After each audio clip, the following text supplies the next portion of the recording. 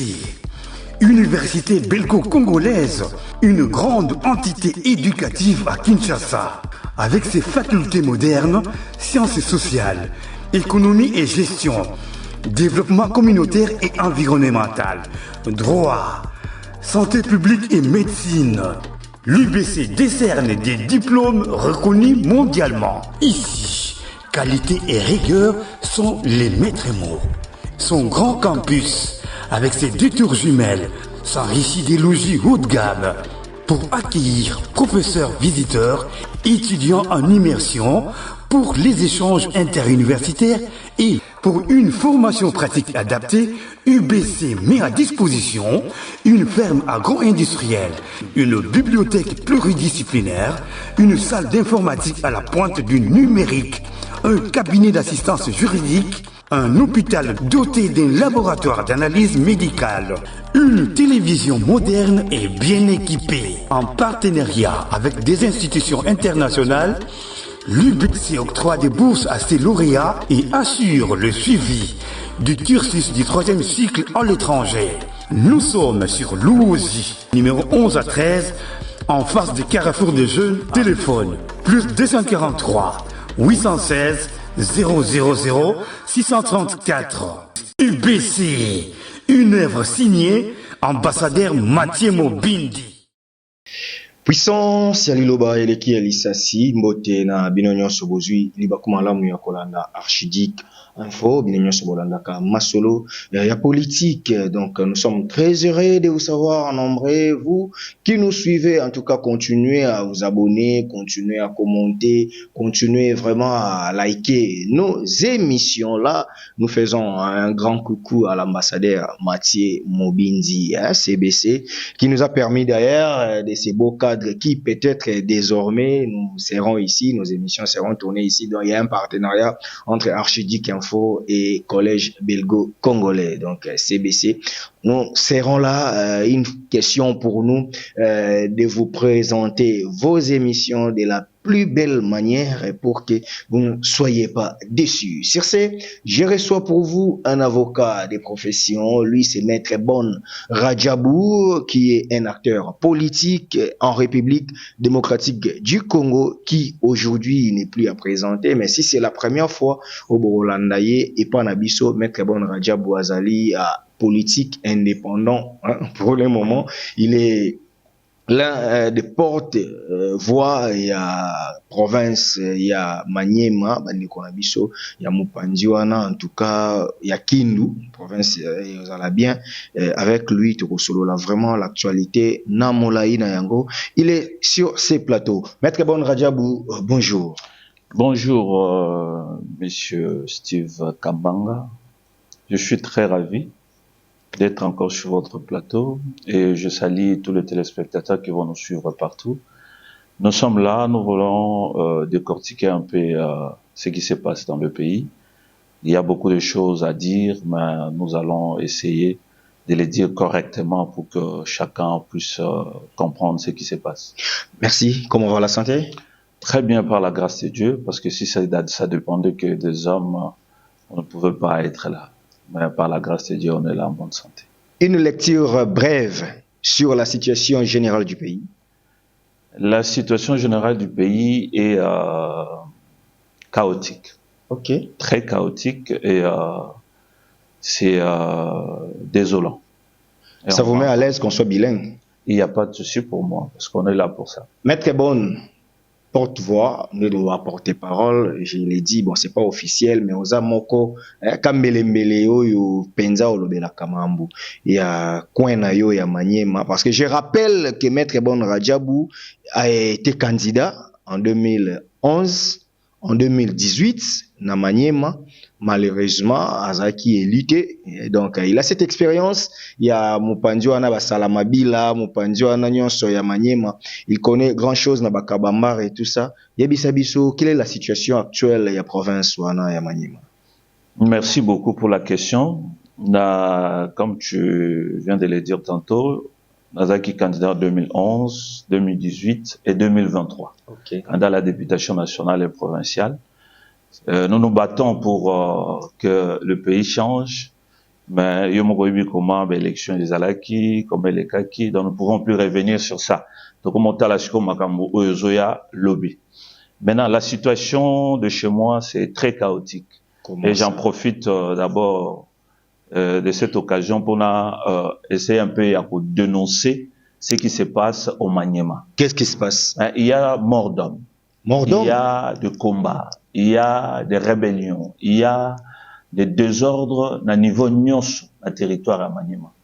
Et chose bizarre, information, mon côté, isolé dans la chaîne nationale, dans la télévision nationale, bazolo belangote, mais batuazo koufa chaque jour. Il y a de cela 3 jours. Plus de 17 personnes. Banani Babundi, ce sont des rebelles qui se sont affrontés. Nous avons des images. Désordre Utuapi. Les rebelles d'hier, parce que rébellion est Oumeli, ça fait presque 20 ans que rébellion n'a existé. Rébellion n'est pas Rwandete. Les Abana Mboka, se rebelle qui parce que gagne peine à Bango, les aki ravi.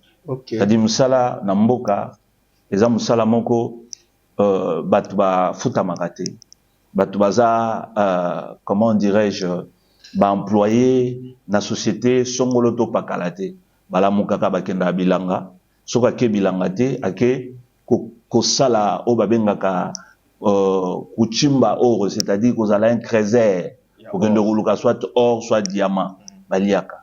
Mais, arrivé à un certain moment, Baego Benga na Bango Balobi, Bogo Salaïsou a été carrière autopée, si en société, mon canadien, Banro, et Bandako exploité, Binobo Kende. L'exploitation artisanale, Babomi Yango. Babomi Yango, Bapesi Mabele, Mabele à Banamboka, Bapesi Yango na société, Banro, Banamboka Basirika, Bintozana Basi, Tozana Bana.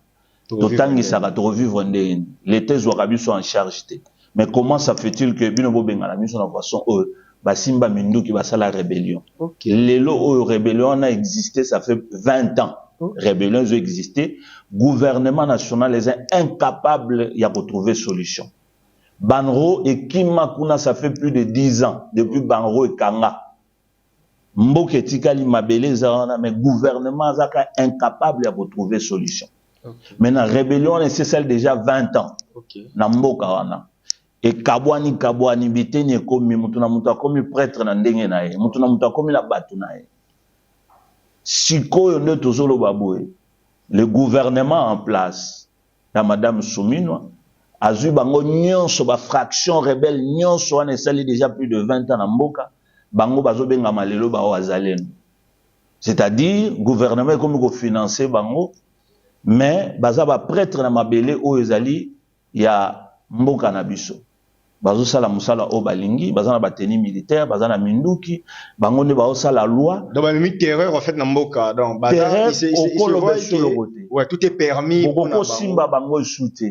Désordre eza na niveau nyonso. Bango ne bazo décider nani ako le cas à la députée, nani ako sala boye. Donc loi eza na maboko na bango. Maintenant entre bango na bango siko bazo bunda. Mais population eza na muto ko lobela. Guerre ya leadership. Entre bateaux, alors que Bino Boyeba au départ, ce sont des rebelles qui se sont rebellés pour Namambouya et à carrière mini. Donc vous imaginez, mais ça dure 20 ans toujours pour retrouver solution. Qu'est-ce que nous pouvons dire? Gouvernement, est-ce que gouvernement, est-ce que ça capable ou incapable? Qu'est-ce que nous pouvons dire? Biso babengi biso les petits peuples. Nous pouvons que dénoncer. Pour dire que makambo cho le kakuna. Parce que moko akendaki na front na Sud Kivu. Ko zonga linga zonga batu musu batika la kana mino yo ko zonga soir te bitumbe déjà. Po kendaki déjà. O ko zonga soir te bitumbe bimi. Ba betani masasi. Mwana mboka. Ba betani masasi batu bakufi. Gouvernement provincial eyebiango, assemblée provinciale eyebiango.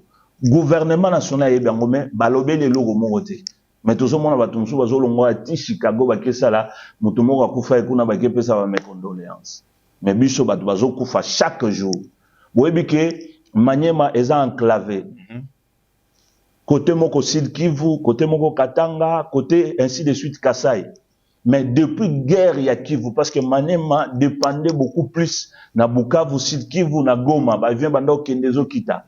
Donc peuple, population ya Maniema les a asphyxié. OK. Nzela nyonso za okangama. Quelles sont les mesures que le gouvernement a mis en place pour soulager un peu de douleur de la population? Après ces dénonciations, Maître Bonne, qu'est-ce que tu demandes au gouvernement de Kinshasa? De prendre ses responsabilités. OK. Batika désordre au bango baza ko entretenir na Maniema. Maniema eza Congo. Maniema eza na besoin ya kimia. Maniema eza na besoin autorité de l'État ezala établie. Maniema ekoki kozala délaissé te na maboko ya ba seigneur de guerre. Tolingi Maniema ezala pacifié. Soki to continue na modèle oyo makambo ezokende. Bofungoli nzela po banguna bakota. Maniema pe longwa, lokola Goma esi longwa, lokola Bukavu pe esi longwa. C'est ce que nazo interpellé bino. Boyeba ke population ya Maniema bakomi na suka. Bakomi na suka pe balobi désordre oyo moto azo entretenir yango eza gouvernement souminois, eza président de la République. Bazo sala désordre na province na biso ya Maniema. Très bien, il y a encore une autre dénonciation au niveau Maniema. Ben c'est ce que nous sommes en train de dire. Regardez ce qui s'est passé hier, avant-hier. Les étudiants, il y a une université à Mapon, OK. à Kindu, Bamashaki. Basali bango sonini. Mais Nous sommes en pleine année académique. Baza d'ici là examen au Salema. Ouais. Mais il y a eu et l'eau comme au Salemi, ba bloqué ba compte nyonso à université. C'est-à-dire politique et ko se mêler na makambo etali université. Et Koti, à cause, il y a Moutou, Otobengi Matata Pogno, Obisomo Nyoso Toyebi, il a été condamné. Toyebi peut place Hazard en exil, Bisono Toyebi, qui est dans la Belgique. Montonio Soyebi, qui est Matata Pogno dans la Belgique. Matata Pogno, azo voyager, azo kende bambo, gagnon Saza, azo vanda na ekimia. Mais, au leba landa na Belgique, parce que Congo n'engeza boué, eza, na ba accord, ou signa, na Belge, na ba Belge, na Belgique. Bakor ezali. Donc l'extradition. Ce balobi balande la matata ponyo bako landa yepe bako kanga yepe ou bien belge bako kanga matata ponyo bazongisa. La commission rogatoire internationale. La preuve en est que Bemba bakanga kaye na Belgique. Ouais. Bakanga kaye pona nini. C'est-à-dire Belgique est capable de kanga matata ponyo lokola za condamné pe bazongisa ye awa.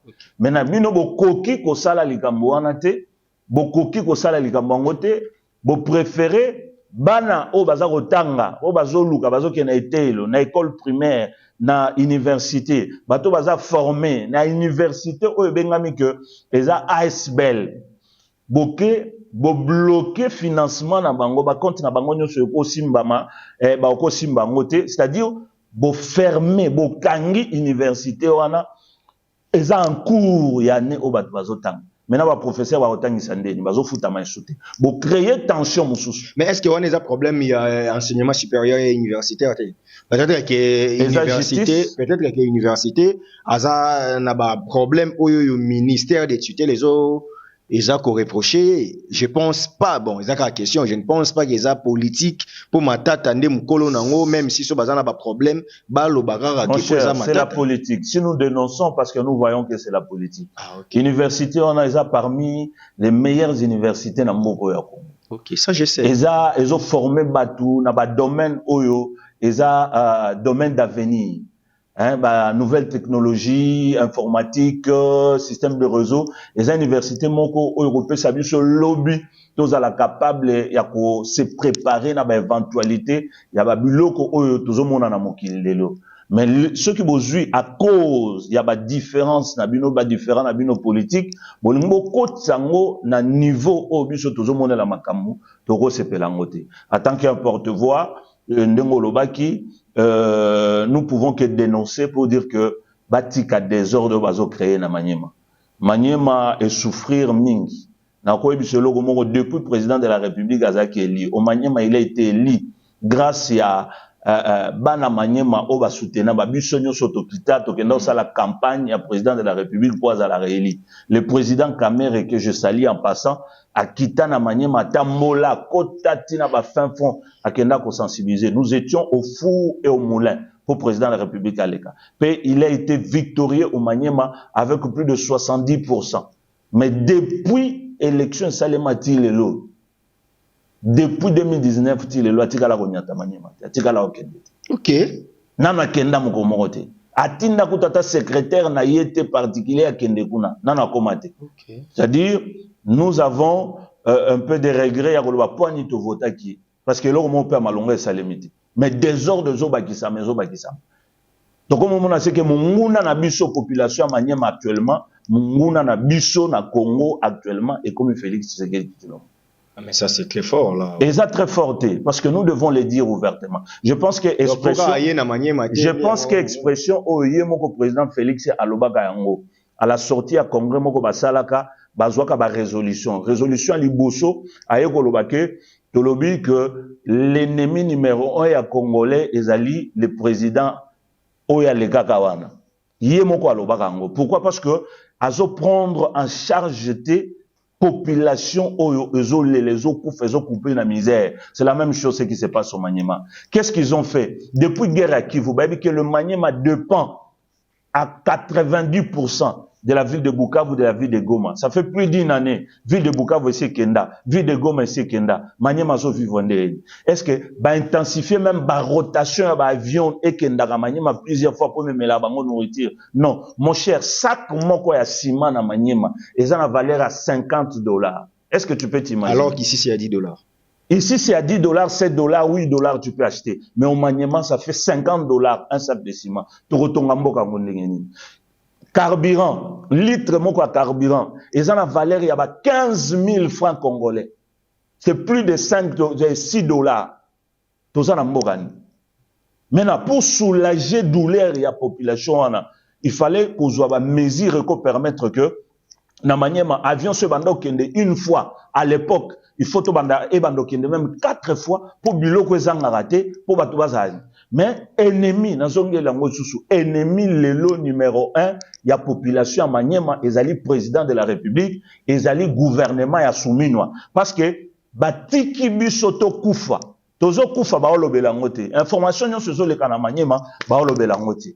Maintenant, nous, en tant que les natifs, nous, en tant que des leaders, et à Maniema, nous ne pouvons plus nous taire. Hein, mais cette fois-ci, nous venons pour dénoncer, pour dire que le président de la République et son gouvernement, et Madame Soumina et son équipe, va prendre ma disposition pour alléger souffrance population à Maniema et Zali qu'on traverse actuellement. Mboka eza asphyxié, nzele zate, courant zate, maï zate, et loko moka malonga zate. Nous ne pouvons plus nous taire. Ce qui va continuer dans silence au Bazanango, nous allons le considérer comme nos ennemis. Très bien. Et nous allons nous prendre dans ça. C'est la Constitution qui nous donne cette autorisation. En tout cas, Maniema, Batoto Maniema, si Dieu le veut, sauf, hein, donc si Dieu le veut, sauf imprévu, au mois de mai, je serai là. Au mois de mai, je serai à Maniema, j'accompagne Borachelou, donc, qui est aussi candidate. N'habitez ce qui mettre aux Anakin, aux Ananaïe, Kuna, mais au moins, j'ai une invitation, il y a Madame Tchelou Bora, aux Maniema au mois de mai, et je profite aussi pour saluer Karine Mwimba. En tout cas, Batoto Maniema, hein, j'ai tellement des amis à Maniema. Et belé, donc, Maniema, c'est ma province, hein, parce que moi, je suis Songé, ma Songé, ben, à Maniema, Bazala. Donc, moi, je suis Songé, donc, Pati Mwimba, Karine Mwimba, Fanny Mwimba, en tout cas, famille nyonso, Songé, Oyabiso, mais à Maniema, tous aura vraiment frère, donc je vous salue. Je serai là et au mois de mai, pour Lukato, palper, puis pour dénoncer moi, Bilo Rebélé, autre Kutakuna, Toroyanango. Mais très bon, on change les chapitres. Lelo Oyo, aux AP juristes, aux avocats de profession. La polémique na minute est tournée autour du changement de la Constitution. Mais très bonne. N'est-ce pas que notre Constitution est matérielle? Elle est souple, elle peut être changée à tout moment. Êtes-vous d'accord ou pas? Pour vous, la Constitution du 18 février 2006, telle qu'elle est modifiée et complétée à ce jour, doit-elle être changée ou pas? Parce que c'est ça les débats qui gangrènent aujourd'hui les salons politiques en RDC. Merci beaucoup pour la question. Il faut savoir que ça, c'est la distraction, encore une fois de plus, va au de service. Ok. Tolingi distraction te. Na minute tozo linga Félix Atelema asili sa guerre oyo ezana est ya mboka. Okay. C'est-à-dire Goma ezala libéré, Bukavu ezala libéré, et partie nyonso wana orientale ezonga, parce que nazolo bango peut toujours répéter, nous vivons comme si tokomi na des entités, des pays na mboko yo. Tolingi situation wana te et continuer kokende, parce que ndeza boye deuxième année yango bakoti, basali déjà une année, deuxième année yango bakokende. La chose na distraction oyo ba politicien o bazomema biso na mboko yo mabele na biso wana tokozanga ngo, parce que carte lelo ya Congo ekomi ya ndambo. Un Congolais pour kalongwa akende Goma eza lisusu facilité. Autorité à l'État ils ont souté. Alors que tout Congolais est censé être libre de circuler partout. Okay. Donc et loko tozolo bayango wana batike la biso na distraction na bango. Bazongi c'est la biso Goma, bazongi c'est la biso Bukavu. Congolais nous sera besoin kende na posanga neti lelo na besoin na lia bikwara na lia bichumbi na lia madeso a Goma na lia soki nini fromage a Goma ezali susute na mboko yo tolingi mboka na biso ezonga ndenge Félix akuta yango mukolo oya prêta serment. Félix ebima sec au chata président Félix. Ben il est président. Oui. Montounio Soton dans le Félix, tout le monde sait de qui je parle. Je parle du président Félix Antoine Tshisekedi Tshilombo. Ah, oui. C'est lui à qui j'ai bâti campagne pour qu'il soit élu. Ok. Yé Moutouna lo bana Félix. On a déçu hein. Naza déçu makasi pe ya makasi koleka pe na kanda lisu likolo. Ok. Voilà parce que désordre bazo memela biso tolingi yango te. Tolingi désordre te. Nous disons les choses. Peut-être bato bazo ngone teza ba aventure. Bato musu ba loba na mitema na bango za saigner. Parce que toujours t'as la grandeur, ampleur, il y a difficulté, désordre, ampleur, il y a souffrance aux populations, bien sûr toujours censé qu'on représenter, peut qu'on protéger, bazar qu'on traverser, ça ne peut pas nous laisser indifférents. C'est pourquoi nous parlons avec, non pas seulement émotion, mais avec douleur. Mais ton rôle est laté la mission, mais nous disons que trop c'est trop. Donc on doit changer la constitution. Constitution na ebité so bozolo bango na munoko nini. Ce qui bozo expliquer makambo na munoko nini. La constitution elle-même a mis des dispositions pour que ceux qui likambo ezali bokoki ko amender yango. Nous ne parlons pas de changements, nous parlons de modifications. J'ai suivi monsieur Kabouya, le député national. Le président AI de l'UDPS. À la présidence, à la secrétaire, naïba a coûté fonctionnaire sur les aranani. Parce que désordre secrétaire tellement, général faisant fonction du président. Il y a un désordre de tout le bandé en wana. Parce que na niveau déjà UDPS. Ils ont parti à Mboka, ils ont battu. UDPS fait partie à Mboka, au buissonneau Zotobima Kuna. Ok. Parce que désordre et l'équipe, désordre des anines. Tous les battus que nos secrétaires général à Zanani. Tous les battés qui sont le président, il y a parti à Zanani. Tous les battés qui peut dire quoi, qui peut faire quoi. Donc, désordre, on a le président national de l'IDPS a comme président de la République. Il ne peut pas alors engager l'IDPS parce qu'il est président de tous les Congolais. Depuis combien d'années? Oui, mais informé. Mais oui, ça c'est une information. Ah, non, ça l'information. Les informations. Là, vous invitez dans la débattre. Et aux invités, j'étais même à l'aise. Le président national de l'IDPS a comme président de la République. Donc, il ne peut plus être président national de l'IDPS. Il faut pas qu'il y ait des congrès.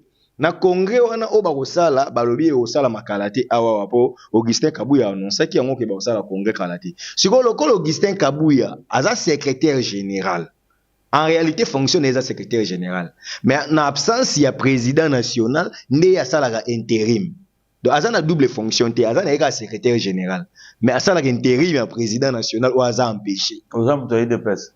Ngaza na parti politique. Voilà, loko za na parti politique té, baza na désordre. Ah OK. Ah, donc baza na désordre moko. Mais je rappelle que les anciens IDPS. Yango na lobby ke baza na désordre parce que statut ya IDPS ezali et lobby qui peut convoquer d'abord congrès wana ko salema nani oya kozala na ka ya que président Azate Moutouako est assumé intérim nyonso eza stipulé na statut. Combien de temps? Il y a peut combien de temps il faut dire.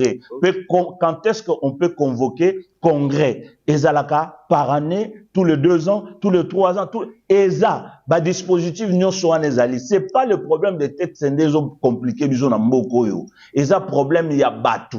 Yango tozolo bakeno na IDPS tozoye baté ceux qui président zanani, tozoye baté secrétaire général soko zanani, tozoye baté que les anciens baza banani, tozoye baté statut ezoloba nini flou total désordre si désordre. Voilà na zongeli siko na oloba makamuye alobaki. Ouais. Alobaki que biso to ça la changement ya constitution. Tango ozo sala changement na tuni na mutuna Augustin Kabuya changement ozo bozo sala olo bango na lingala tozo bango na français parce que faut nuance wana biso to comprendre ngo pourtant ozo bana lingala to to changer loko ça peut passer mais soko ozo bango na français eza na eloko mususu pe dimension mususu biso to yoka ngo na mato ya français mais je pense que ozo bango na lingala parce que na ba exemple o ya pesaki alobai que non. L'ancien président Mobutu Sese Seko Kungondo Wazabanga, il avait changé la constitution 17 fois, selon Malobanaye. Alors, il avait changé 17 fois. En d'autres termes, Soka Lobaki en français, et Mobutu a fait 17 fois coup d'état dans Mboko. Selon Badir Oyalobi. Abi Mobutu avait fait le changement de constitution pendant 17 fois. C'est-à-dire Mobutu a fait 17 coups d'état dans Mboko.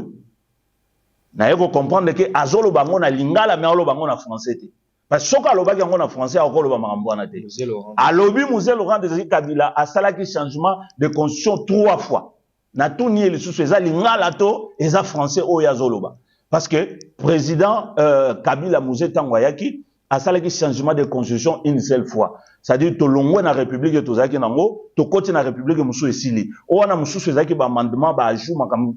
C'est prévu dans la Constitution. Joseph Kabila va voter Constitution en 2006, ils ont promulgué et voté tout ça. En 2013, si je ne me trompe pas, 13-11, Constitution, ils ont amendé. 2011. 2011. Avec Évariste Bouchard. Voilà, c'est tout à fait normal. C'est-à-dire faire la fraude à la Constitution. Disposition ezali ya kokoma noir sur blanc. Soki bomoni makambo moko na constitution eza malamu te, bokoki kolongola yango bobakisi makambo mususu. Mais constitution ye moko alobi ke non, boko simba loboko, boko simba misapi, boko simba boye. Mais oyo ezali nzoto ya papa, moye bo simba ngo ezate.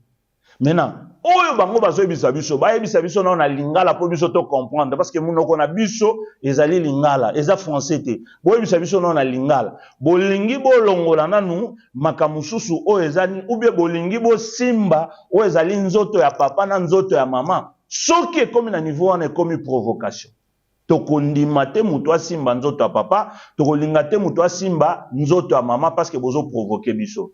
Le pouvoir appartient au peuple. Et le peuple est garant. Garant. Il y a qu'au garantir le pouvoir. On a moutoua zoyangote. Il y a un article 64. Que tout Congolais, tant que tout Congolais, peuple nyonso, azan a droit, il y a qu'au télémé la moutoua nyonso, alinga téléma, nankoto na désordre, aya ko bebisa, oezali mibeko, likonzi ya mboka. Mais na biso peuple tozolo que, ceux qui bazo me la biso, ba manœuvre dilatoire, po basimba nzoto ya papa basimba nzoto ya mama po bango ba continuer ou bien ba violer oyo ezali dispositif légal et komami na constitution par rapport ya nombre ya mandat par rapport ya durée ya mandat par rapport ya oyo tokoloba eloko eza clair et net tozoloba que tosi totimbeli bango pe tokotikela bango tante. Basa la désordre ba osala mais biso toze la bango nous allons nous prononcer et tokotele la bango mutu moko taza na droit ko simba constitution pour Félix atikala na pouvoir wana za premier mais oyebi que constitution nyonso na moki Il n'y a aucune constitution du monde où kanga ba verrouiller nyonso etikala bongo à part. Même si on parle des États-Unis qui la constitution fait déjà un siècle mais au moins ba ko peut changer. Nazotuna yo. Eloko eza simple. Modalité à changer constitution et yebani. Ce qui va changer constitution automatiquement makamunyo se koi. Ouais. To bandeli na makamususu to komi na république mususu. Kabila pe akoki pe kozonga na ye. Tango to basculer na république mususu, c'est-à-dire au union so Félix ça le premier mandat na ye deuxième mandat limwe alinga bandela siko loko asika. Aza suna droit ko se présenter. Kabila pe akoya sous à se présenter. Yango biso to lobi boye. Toza isuba na mikete. Lelo tozo tendre vers 40, 50, 60 ans. Tout moni mingi na mboko yo. Toyebi pe mingi na mboko yo. Mais le temps est pour nous. Toyebi sabino que tozo la pungite. Tozo mona ba manœuvre nyonso bo sala. Je pense que le pasteur du président Asia Loba yango. Aloba ngo président Zawana ayebishi premier mandat na yo sala, deuxième mandat na yo sala, nyonso lingo sala sala na yo. Mais eloko moko na kosenga yo komeka kokotisa idée makanicité na mutu na yo ki osala troisième mandat. Ngate mutu na loba, Hollande lo mutu aloba ya. Mais professeur Évariste Bochab, l'un des grands constitutionnalistes congolais, atangaki ouvrage juge américain moko, ouais aloba ki est déjà ce qui constitution et ça 17 ans et qui peut qu'on a changé. Aujourd'hui notre constitution à 20 ans d'ailleurs la constitution du 18 février 2006 telle que modifiée, complétée à ces jours, ça a été promulgué le 18 février 2006, 18 février 2026 et qui 20 ans. Et ça majeur et souffrir et j'ai une relation belle et amoureuse, elle a été violée, elle a été protégée, touche pas à ma constitution, à subir une soin. Est-ce qu'aujourd'hui tu repères ça a été tous les kinae? Avant de répondre d'abord na mutuna na na wasenga na Bochab akende na no retraite atika mbogeza na sa professeur akende retraite. Ya moto zolo bat akena professeur nyabirunga zo pesa ka asali mingi na mboko yo na désordre na moyibi na makambo ebele akende na no retraite. Parce que akome mela biso alobi que constitution o ezaki calqué na batu mususu. Mais constitution c'est tout à fait normal. Constitution o et reprendre ba constitution nyonso ya kala d'abord o tozala kana ngona Congo o.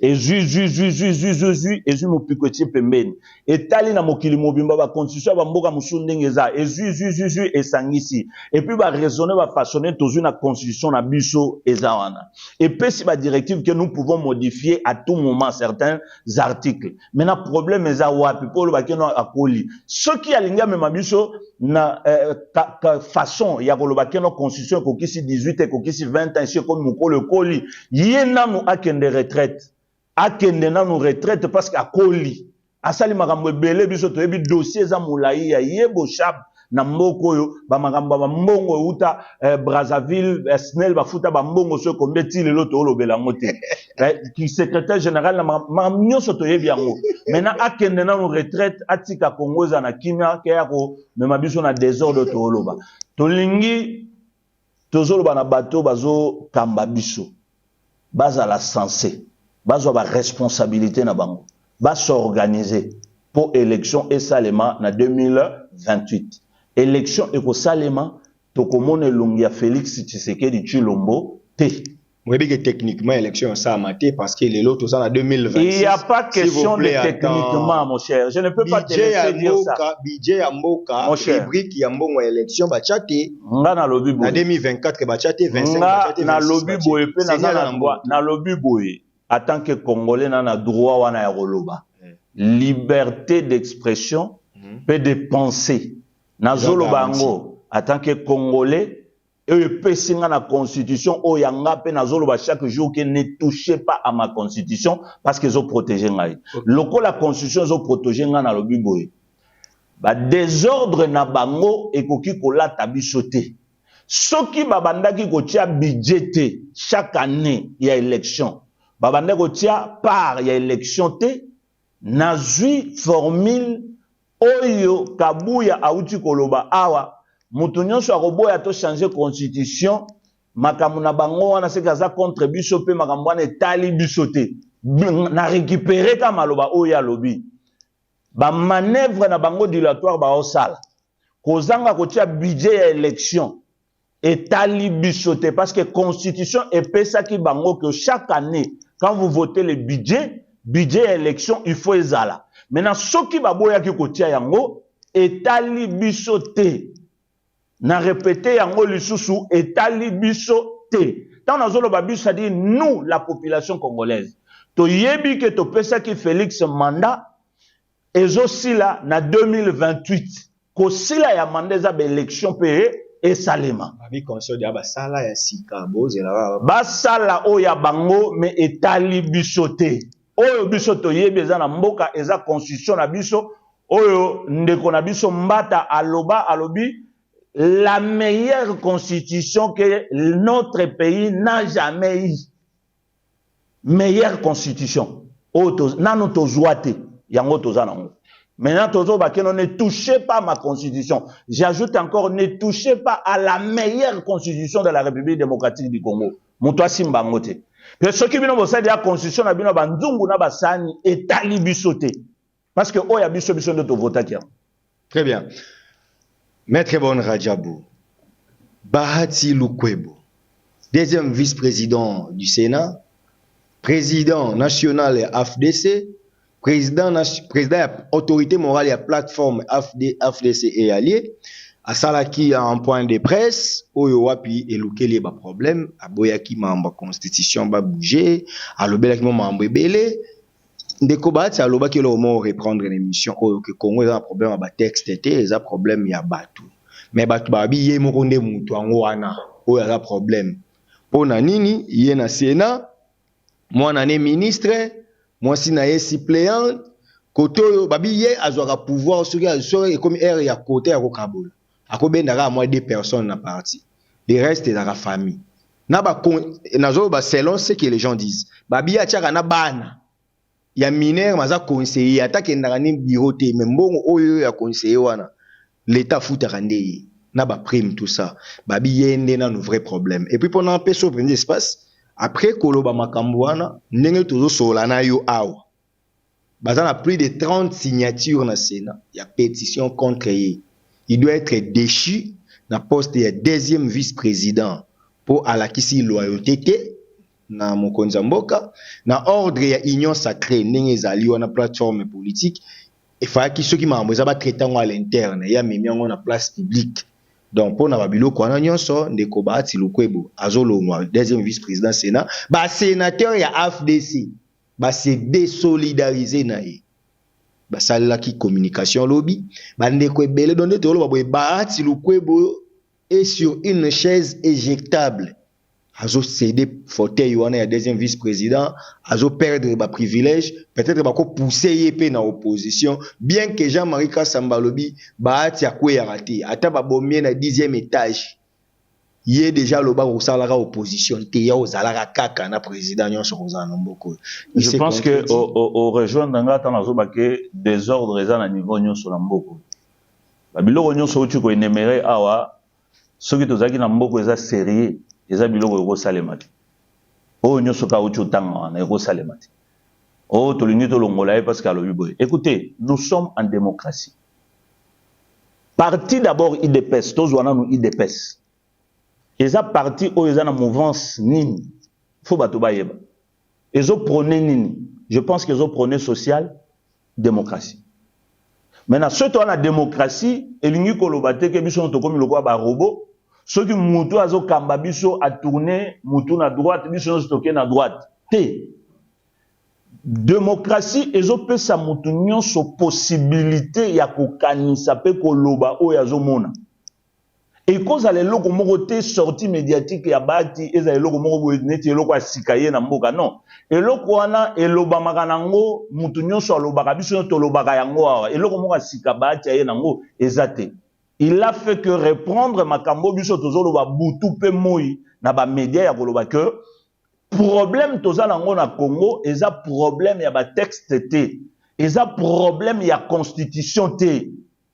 Biso tozolo belango, je crois, les camarades awa akokanga photo côté full eza akoloba ke est-ce que oyo nde constitution boyi ke fulu ezala boyi to ezala te mutu muso kozala pendant 2 mois bazofuta bato te alobi bon constitution nde boyi bofuta bato siko tolobi que budget ya élection faut epesamaka chaque année tout le temps il faut ezala etiama pembeni constitution nde boyi ke no budget ya élection ezala constitution nde boyi ke parti IDPS s'organiser. Ce n'est pas question de la constitution.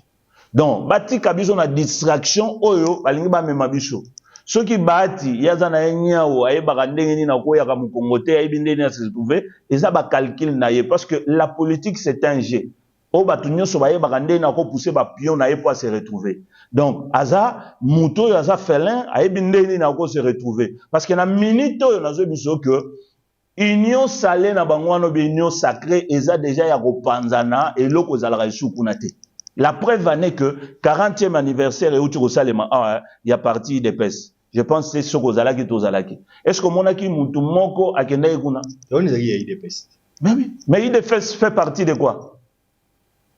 L'IDPS fait partie, il y a un parti où est allé le parti. Interne. Est-ce qu'il y a une saliga fête inanda kuna yo anniversaire? Eza fête il y a fête. Parti na ba parti nyonso eza na union sacrée. Mutu eza na primauté par rapport à ba parti wana eza IDPS. Mais caméra kufelaki to monaki.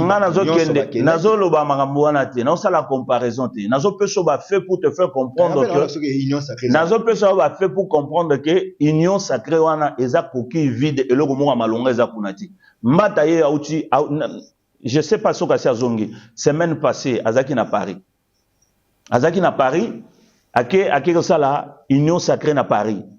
Alongo longoli bato na ba parti mususu ba alongo longoli bango boya na tiabino awo ko mouvement. Désordre si désordre et boti makele na Paris kuna ba parti panzani makambo za roinda na Paris parce que désordre auto sala kuna même désordre ngo tozomona donc union sacrée et loko moka malongeza kuna te mbata pa ko sala loko mongo te parce que lui-même il est le défendeur de la constitution parce que na minute komika ava et komika to rebobiné tozongisi makambo nyonso lobaki Alobaki, c'est la meilleure constitution de la République démocratique du Congo. La constitution que la République n'a jamais eue depuis son existence. Tozana maloba, on a pu tozo brandir en haut. Meilleure constitution nabiso. Maintenant, le lombata koloba, nini. Parce qu'il est au mangeoire, parce qu'il a l'impa mokonzi, alinga loba n'importe quoi. Bacha. Tozo taille la bino, mais Congolais, a déjà averti et avisé. Qui met à Congolais, n'yiko la qui sa faiblesse te? Qui m'a Congolais, ezaliki azo kanisa atala qui et qui. Maintenant, désordre na bango va poste, ba longola na Sénat, ba tia et ceux qui wapi, et talibi sauté. Et talibi sauté. Frustré, maintenant, Hugo Mekangamaki, quand le président de la République a crié pour nos Luka solution, c'est le Bemba na IDPS na Mouyaya, ne ba se manifester. Otangelanga kutu batwana. Nani baati avandaki kimia alobaki elokote, mais le loto ngamoni ki ba okende dialogue, amoni ki poste koyanda yeko sala sortie pour Luka abeta lisolo ya poids politique. Otangelanga batwana te. Oza problème na Mouyaya. Kotangelanga d'abord yete parce que je pense que tout le belango nini na na loko mo na lo ba. Ah OK donc vous avez un problème même il y a personnel na lobi boye makambo ko loba to lingi ngo soute na mboko nous voulons voir des actions du gouvernement yango na bi ko loba wana to lembi non ye musali za ko loba mais ko loba wana siko comme pesa biso kanda parce que tozo mona te qu'est-ce qui tala omoni yalo wa to sali structure na biso les anciens. Il y a université na biso parce que botchenga porter parole parce que ça na lobby bo silikane omoni ko loba tango zo loba to yebi mende aloba yango muto aloba ka oba yebisaka ya loba parce que ça porte parole même chose au kanisa ngote keza ya yo même si intelligence na yo zo boya oloba mais parce que batindi yo zo batela musala oza nango oloba yango zo mona biloko oloba na a regretter ngo il est encore jeune a regretter a okima na mboko yo Akopakatambang. D'ailleurs, ça c'est Akima déjà. Mais il y a Akima déjà. Pour moi, c'est Nazaraka déjà. Libanda aux États-Unis na ban. Azaka déjà kuna Akima. Et chaque année akendaka, chaque mois akendaka kuna. Donc ça déjà Okima n'engazawa. Donc il s'en fout n'amboko. Azan le logo mokote o yako sala keno sala po à maintenir ou toi sala donc o ba nyoso ba ko bise loba lobi po azo maintenir poste na. Depuis azana ti le lo na balongo la été. Donc, c'est le meilleur exemple. Il y a mandat, il y a Félix, parce qu'à la place qui a ça là en malam parce que on nyonso bazo bisaye yango zo sala maintenant tolo baboy ba pesara yi koloba na ko sala eza eloko moko te dossier moko eza awa o nga moko naza à la source ya début ya ko sala makambo oyo to salaki po tozwa ba agrément dans la chaîne na biso CBC TV. OK. Tokota à l'époque Jolino Makelele azaki ministre. En 2020 to sala ba dossier na biso to kenda pas à pas pour te constituer pour chaîne na biso ezala fonctionnel. Le matériel sombama to banda pas à pas na secrétariat to kenda na place bafuta kambongo benga ngoni ni DG ce qui DG Rad na biso DG Rad place bafuta to kenda na CESAC to kenda na oyo babenga régulation de donc presque autorité de régulation. Autorité de régulation des médias. To les cas place nyonso et place mon côté oyo loi et loba. Biso to komate. Place tous les cas pe to posa acte conformément na mibeko ya mboka. Pe chaîne to joa signal na biso, canal na biso pe bandi ko fonctionner sans problème, sans difficulté. Si on a vu un montant de foot nga témoin, na kenda ko foot nga, na kenda ko foot nga.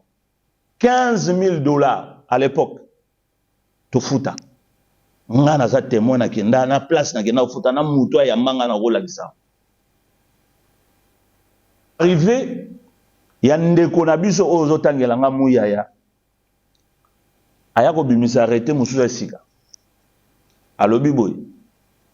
Toza na capacité parce que tout ça là qui migration c'est-à-dire tout le monde analogique toké na numérique alors bi Congo a la capacité seulement il y a kozala na 102 chaînes à niveau ya Kinshasa la ville province à Kinshasa mais na liste na ye o ya yeko bimisa bato baza retenu c'est-à-dire les gens qui sont en ordre ba futa ba landa circuit normal pe bazana nyongote pe bazana eloko moko te ya mabe ayeko bimisa 83 sur les 100 de Eufo Congo Kinshasa azala na 83 wana bima ya liboso bimaki kombo ezalaki o ya CBC TV ya mibale tango yoko bima balongoli kombo ya CBC TV tozongela ye tobi qu'est-ce qui se passe nous sommes en ordre tala mikanda yango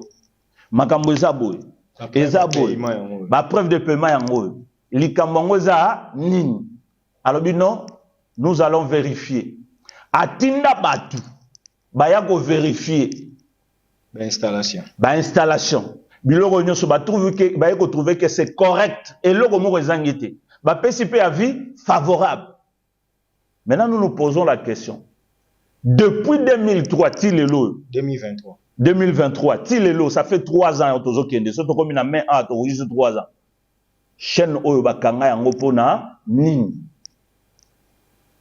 apé sabiso réponse donc oui ya sali Mathieu Mobindi kanai tozo tuna eza kutu likambo Mathieu Mobindi parce que CBC eza asbel OK eza na personnalité juridique nango eza kutu makambo Mathieu Mobindi tika ya ambassadeur avant d'Akima place ça parce que c'est l'homme de la paix. Non mais on sait quand même que c'est l'initiateur. Non, nous disons ceci, nous devons dissocier les choses. To lingite to kota na makambo na mbuyema, ça que muto comprendre. Mathieu Mobindi, il est le PCA.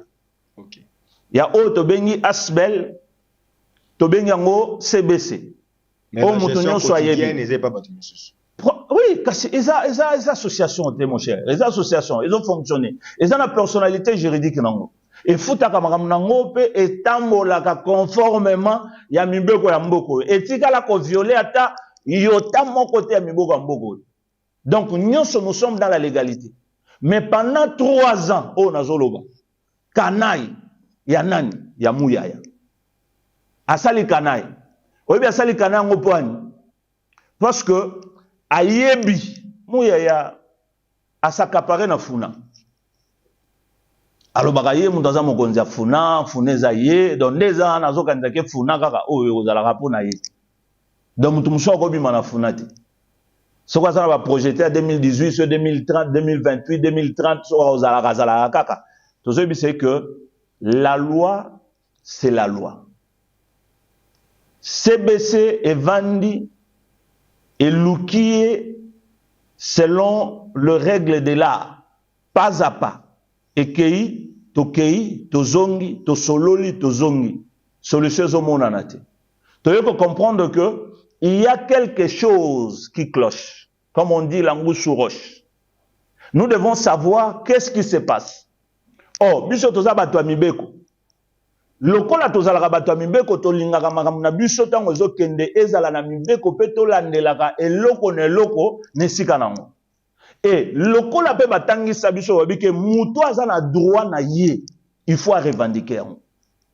Donc oyo nazoloba lelo awa eza revendication par rapport ya signal canal na biso ya CBC TV il faut epesama. Nazoloba il faut pourquoi? Et nazo marteler il faut epesama. Parce que ekoki kozala na bon vouloir ya mutu mon côté otolobike ponga naza Patrick Muyaya nga mutu na boyi non. Ba eko kende na justice a présenter ba avocat ba sambi ba kwei c'est-à-dire baza na droité ba pesi injonction a fungola pe azongisa yango a sainteté a boyi ba médiation salemi mikanda nyonso eza noir sur blanc sur lingana bimisolo chaque mukanda na bandola kisomo ni mukanda oto kotsaki boy to kenda boy to salem tout le dossier est complet. Mais par kanai na mutema mabe kaka azoboya yango tozoyebisa yaya oza mwana mobali toyeba yo avant comme ministre toyeba yo tango ozaka na palu toyeba yo ndenge ozokola awa tango osaki journalisme toyebi yo toyeba ni pe mutu akobangisa moninga azate so bape sur poste ya responsabilité elingi koloba te ke no yo komi un super homme. Mibeko ya mboka eza mibeko mutu nyonso faut respecter yango. Maintenant, tozo senga na ye. Ozaka mbelanga na pesi. Dossier nyonso eza déjà jusqu'au bout. Procédure nyonso se comité na suka. Pe injonction et se pesami. Justice mutu apesi injonction. Injonction ana azanango na bureau na ye pe ministre ya justice azanango. Ya kofungo la chaîne oyo ya télévision CBC TV. Toyebisi ndeko na biso Muyaya. Olobaka mingi. Tozo akize yote, mais tozo senga na yo respecter injonction au justice à PCO.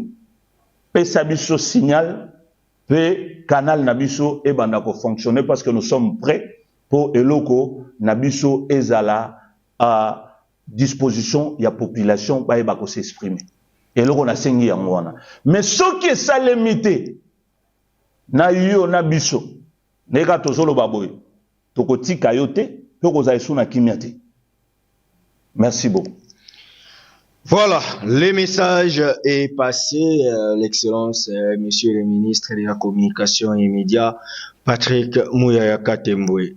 Naebi ki ozara conflictuel te mais je sais pas conflictuel mais aza conflictuel ngana no uti oloba na expliquer très bien est-ce que ngana na katio naebi ki ozara conflictuel te mais pourquoi na dossier oyo ezo sala maboye parce que il convient que yo oyeba mibeko parce que oza porte-parole au gouvernement oyebi ke soki mutu aza na droit. Il y a un principe de droit qui dit innocent ne doit pas être condamné. Donc, si mutu aza innocent, il faut condamner. Ceux qui sont dans la chaîne, oui, respectable principe de création de la chaîne en RDC, mettant au CBC TV, baza en ordre, ils ont bien coupé ça. On est tout le na prétoire que Monsieur le Président fait ceci, ainsi la justice sera faite.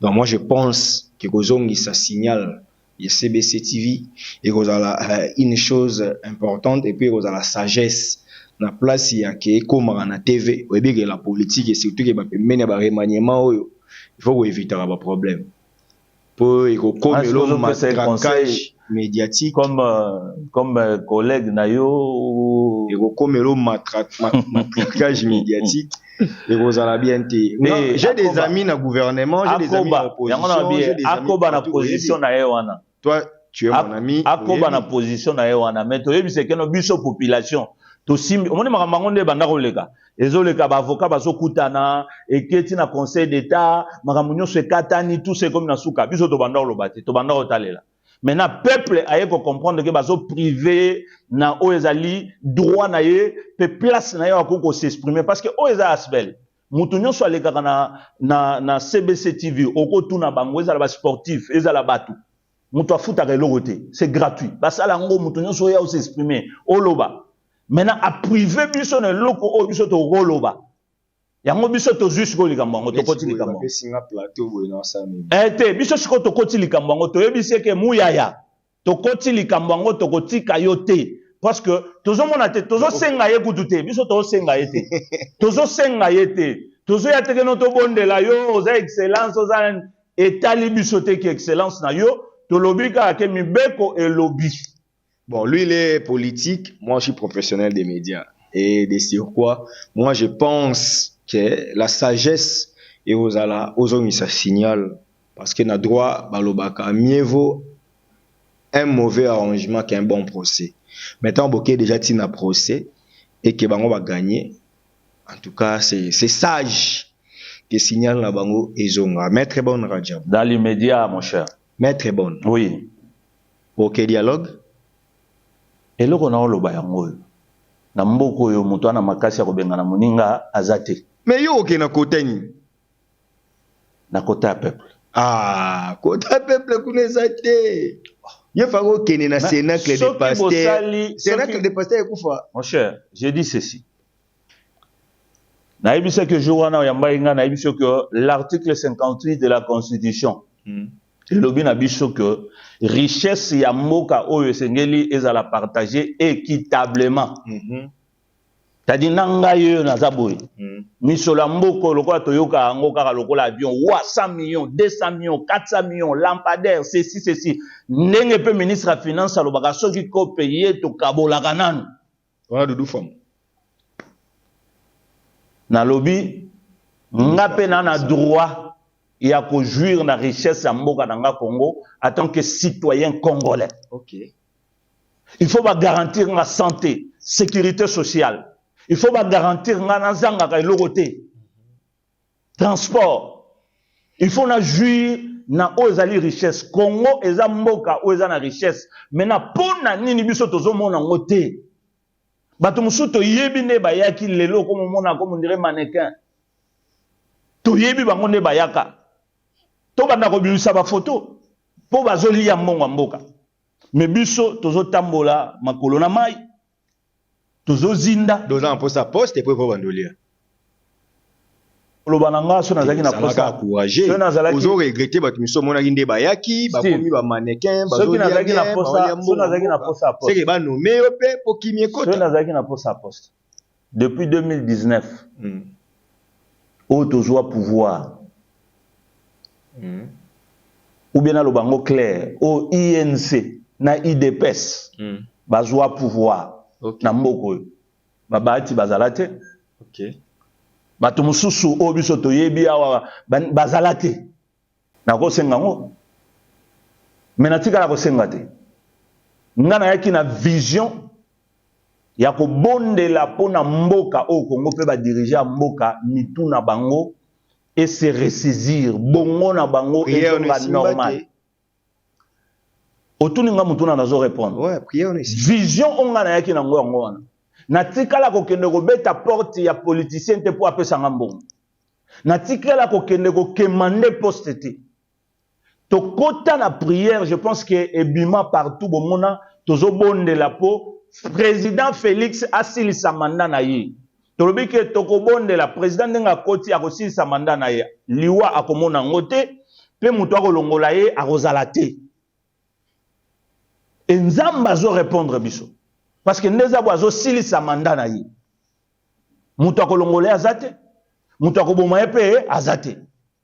Tobondela ke bango mibale bazala na bomoko kino suka. Ti lelo malgré tout ce que nous voyons.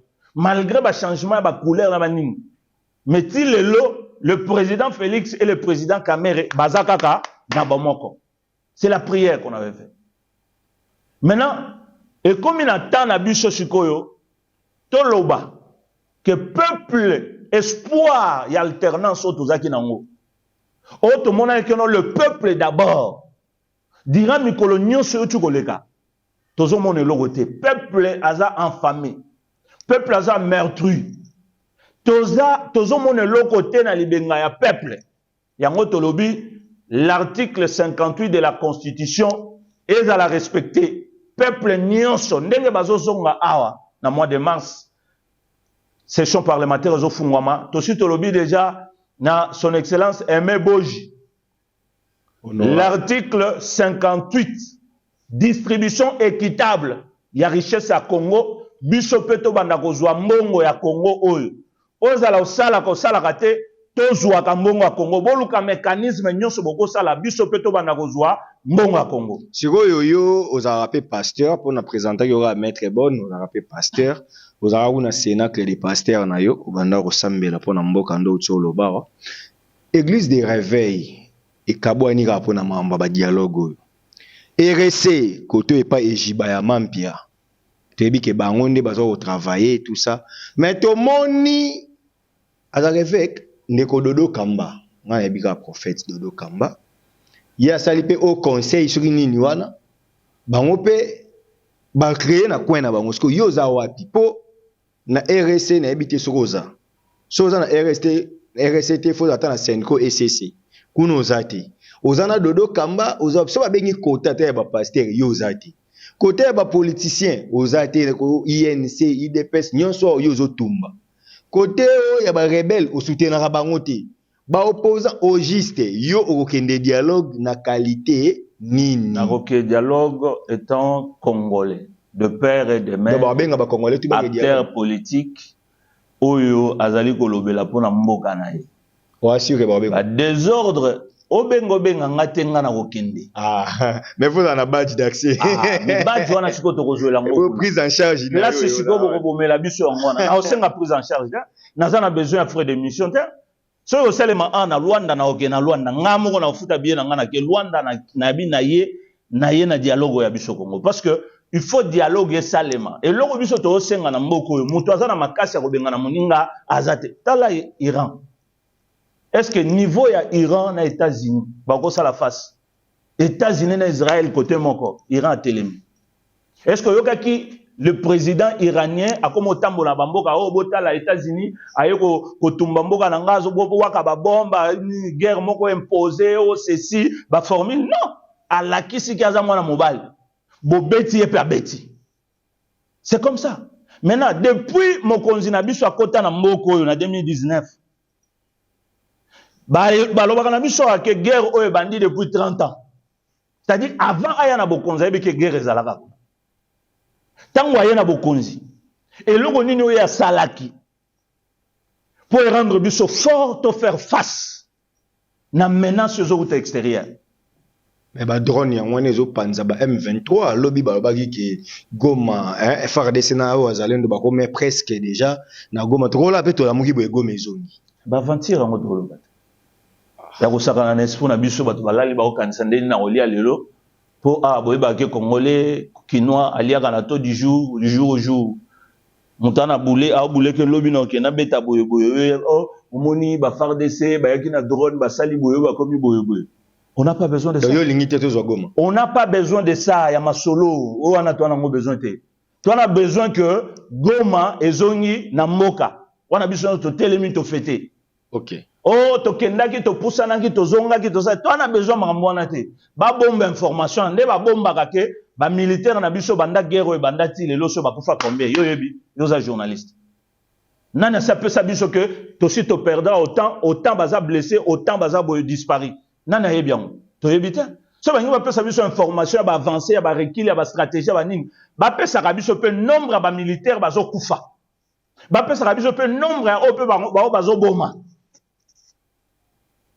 ekozala eloko mwa malamu me na botika biso na distraction tolobi dialogue fo ya tosolola parce que biso bakongolais tolingi lisusu makambo ya binduki te tolingi su makambo wana te parce que ezozongisa biso nsima mais bon soutenir au moins Iran a bombardé Israël mais parce qu'il se défend biso tozo se défendre te bolobi que nous sommes en guerre contre le Rwanda mais guerre yango tozomona te guerre yango eza wapi guerre yango eza ndenge nini kendanga ndenge nini tobundaka ndenge stratégie eza nini nani aza nommé po akende ko combattre Rwanda toyebi te munduki nino biso tosi tobeta nano ata na Rwanda ye kweye buki ata immeuble eza te siko guerre yango ezaka ya masapo.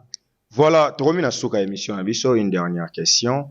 Bandeko balobi les torchons brûlent entre les dirigeants ya AFC M23 to moni na image ya lobby bazaki na réunion moboye bisi moye ko vanda na kiti ya nanga azukan na ba elobeli na bango ndenge moboye kanizate bon yo pe oza politique lecture na yo ezanini est-ce que bandeko wana bazaka après OK dialogue to bango mo pe bakomi ko welela nani ndako kende dialogue nani ndako zwa kota nani ndako sani wana eza makambo na bango etali biso te oh yo lingi bango te etali biso te eza makambo na bango so bakopotana bakobomana nde bazobomana bakufa na bango eza na makambo na biso te kutu so bapotani bapandani eza kutu bien pour na biso peuple congolais ou tozolinga to récupérer mabele na biso donc wana tona kutu eloko ya kokota te ke oyo alataki boye lobi oyo abimaki mandefu ekomi jaune ezalaka pembe etali biso te eloko biso tozosenga nde mboka na biso Goma Bukavu ezonga na Congo soki ezongi biso tokosepela mpe tozosenga na mokonzi ya mboka ndenge akutaki Congo le jour oyo azwaki bokonzi na ye avant akende fo azongisela biso mobimba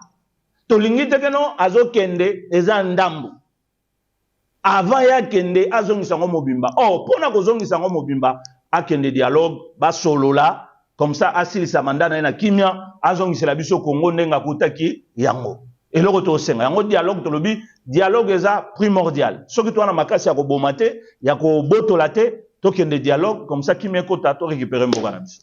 Très bien. Opesi message na bandeko wilingo mate lingo mazana porte-parole à M23 mais nga naza muto M23 te na opesa ene akufi wapi nga kutu na yebi na moni ebembete na moni place bakundi te na moni logote oya olobisanga mambo nga na yebi te akufeli wapi amu Congo congolais aza congolais kasi te aza congolais yo lobi akufaki na drone akufeli wapi ebembeza wapi bakunda ye déjà soldat na guerre bakunda na honneur te bakunda ye mbamo mon cher yango na oloba batika ko distraire biso distraction ndenga na oboya eloko epesa nga kana ne distraction na lingi distraction te wilingo makufi bon lokola akufi to ndima bon wilingo makufi Goma ezongi Bukavu ezongi do yo Goma na Bukavu nde to na ngo besoin ezonga makambo akufa nanga akufa bisima etalinga te Goma nde ezonga rabina bino ba pasteur bozolinga bat bakufa c'est pas bien mais na bitumba tango bobandi bitumba boza mibali oya na makasa kozokisa zokisho za makasa koboma bomi. Très bien. Et c'est bitumba. Si nous sommes en guerre, acceptez qu'il y ait des morts de part et d'autre. Mais très bonne Rajabu Muzuri. Toromina souka émission caméra no yango. Tala caméra et sans un message peut-être toute une question mon côté bo ezaki important. Tala caméra oyo pesa message na yo et puis to des annonces. Message nanga e badina nous et pas ya ndeko nanga Patrick Muyaya. Oza mwana funa ozobongisa peut-être na 2028 ocha isulibaya mais yebango ke okuta biso na mabele oya funa tozozelo maboka kofungwama mais to sengi na yo oyebela nde to banda koloba manda pe ya leta esaka nini esilaka ozonga oya koluka biso bongisa conseil na pesio atanke ndeko na yo bongisa atanke mwana funa bongisa na makambo to interpeller nango population ya funa ezwi likambo ya chaîne na bango ya funa CBC TV zongisa canal zongisa ezalelo mo malamu parce que mibeko epesio déjà ndingisa osala yango. Deuxièmement nazolo bana ba rebelle o bazana Goma o bazana Bukavu ba rebelle nyonso baza na mboko ya Congo. Biso ba Congolais tolingi lisusu makambo ya minduki te. Boyokana, bo s'organiser, tokende dialogue to solola, kimia zonga mabele na biso ya Congo ezonga ndenge ezalaki. Soki bo s'entêter, biso nous allons nous prendre en charge. Gouvernement na biso souminwa, maman souminwa, olata kali puta kitoko, to sepelaka. Ce tomonyo boya mwasi ya Congo. Maman, tolingi oyeba ke makambo nyonso eza na maboko na yo. So bato bakufa nzala eza yo. Ozolamba te, ozosala provision te, ozosala eloko moko te. Eloko tokosenga yo. Soko monike ozokoka te, démissionner. Ekozala eloko ya malamu po baluka mutu oyo akoya avec fermeté po abongisa mboka. Président de la République solola na bandeko na yo. Oyo moko lakisa biso ke bango nde baza ba rebelle. Otangela biso ke mouvement rébellion za kuna eza Kabila. Solola na Kabila po kimia ekota na mboka. Ah, akufite. Yango tozo ba distraction ba distraire biso. Bo solola na Kabila kimia ekota na mboka po Congo ezonga ya mvimba. To sengi yo bo solola. Oza moto yo okenda ke église ozo bondela nzambe. Mais yeba ngo que depuis mandat na bandaki ti lelo so ba kontele ba mort o ba kufi na mabele ya Congo oyo. Na ebité soko ko bondela su ndenge ni nzamba yoka yo. Maintenant nous disons seulement que toluka kimia po kimia ezala na biso. Très bien. Congolais nyonso oya zolandanga biso tozoloba kaka. Mutu atindinga na loba azate. Nga moko naza responsable ya maloba na oloba. Na lobi Congo oyo eza pona biso nyonso, eza ka ya Félix te, eza ka ya Kabila te, eza ka ya Baboshab te, eza ya biso nyonso. Ndenge bango bazo mvwamela yango, biso pe to na droit ya komvwamela yango. Ne bango ba loba kapona yango biso pe to na droit ko loba parce que constitution na biso epesi biso ningisa. Mena mutu moko te amema yo na distraction ko loba tozo changer constitution, po bango ba changer ki biso pe to ko changer, po sala ki boye tolingi mutu asimba constitution te. Soki toko ya ko simba constitution tokende na dialogue kimi ezonga Goma Bukavu ezonga à ce moment-là toko talela makambo wana sima. Mais pour le moment ne touchez pas à ma constitution. Pe tozo talela bino toko tika bino nsute. Nzamba pambo. Voilà, merci maître Bonradjabou pour votre respect du temps, pour la réponse à notre invitation. C'est un réel plaisir de vous recevoir sur ces plateaux. Chers messieurs, vous et moi, nous allons nous retrouver très prochainement pour un nouveau numéro de votre émission. Merci à la grande équipe qui m'a tenu compagnie du CBC. Merci à tout le monde. En tout cas, je salue spécialement l'ambassadeur Mathieu Mobinzi, maître Mathieu. Je salue tout le monde qui ne cesse de nous soutenir, qui ne cesse de nous suivre partout en ce net moment. Quant à moi, je vous dis au revoir. Sauf qu'à la fin de cette émission, j'ai toujours dit peuple congolais, mi bundela. Pour ce que mi bundelité, ntako bundela yo azate. Puissance ya liloba, il est qui ya lisasi. Merci. UBC, Université belgo-congolaise, une grande entité éducative à Kinshasa, avec ses facultés modernes, sciences sociales, économie et gestion, développement communautaire et environnemental, droit, santé publique et médecine. L'UBC décerne des diplômes reconnus mondialement. Ici, qualité et rigueur sont les maîtres mots. Son grand campus, avec ses 2 tours jumelles, s'enrichit des logis haut de gamme pour accueillir professeurs visiteurs, étudiants en immersion, pour les échanges interuniversitaires et pour une formation pratique adaptée. UBC met à disposition une ferme agro-industrielle, une bibliothèque pluridisciplinaire, une salle d'informatique à la pointe du numérique, un cabinet d'assistance juridique, un hôpital doté d'un laboratoire d'analyse médicale, une télévision moderne et bien équipée. En partenariat avec des institutions internationales, l'UBC octroie des bourses à ses lauréats et assure le suivi du cursus du 3e cycle à l'étranger. Nous sommes sur Lououzi, numéro 11 à 13, en face de Carrefour des Jeunes. Téléphone plus 243 816 000 634. UBC, une œuvre signée ambassadeur Mathieu Mobindi.